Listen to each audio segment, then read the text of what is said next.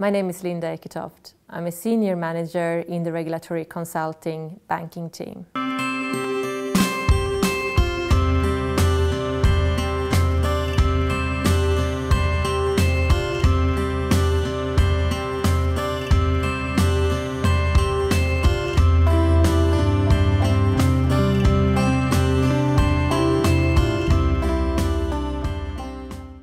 2 years ago, EU took its first steps to set up a European-wide management crisis framework for deteriorating and distressed banks. The G20 and the Financial Stability Board wanted to set up a harmonizing set of rules that would make the financial system safer. These EU requirements apply to banks, building societies, and the largest investment management firms. In the US, the timeline and the submission criteria is slightly different.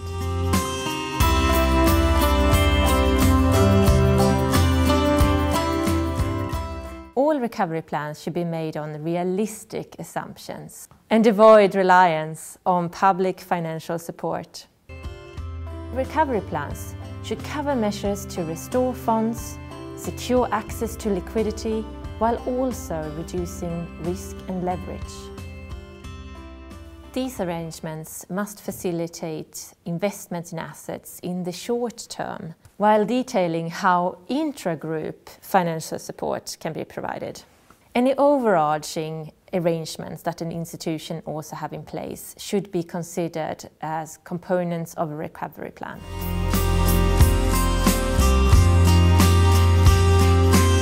Its activation point.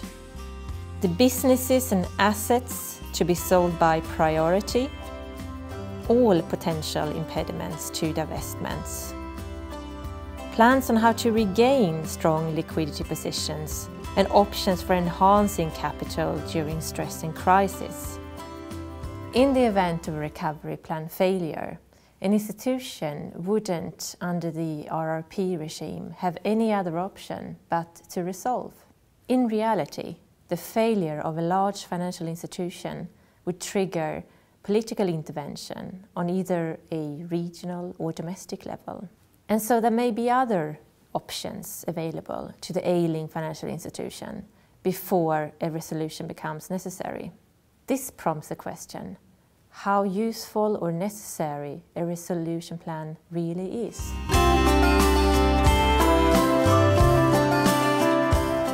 Key components to a resolution plan are similar to those of a recovery plan: a set of actions and a timeline. One difference is that they try to determine the impact on the market in which the institution operates.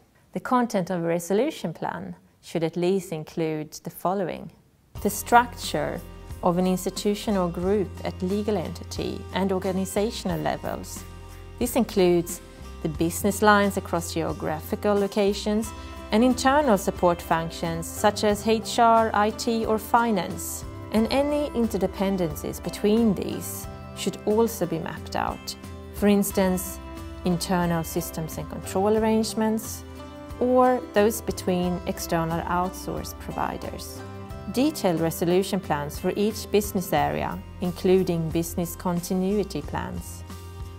The identification of any major impediments that may jeopardize effective resolution. The deadline for getting your plan ready is by June this year. If you're still preparing them, here are a few things that you may want to consider. Setting up an internal working group across your geographical footprint. Building a roadmap to change that involves credible options that will take the institution to a stable financial place. You should perform a gap analysis of your governance processes, which also maps out key dependencies. This will lead to a plan that will set out how you can separate critical economic functions from the rest of your business.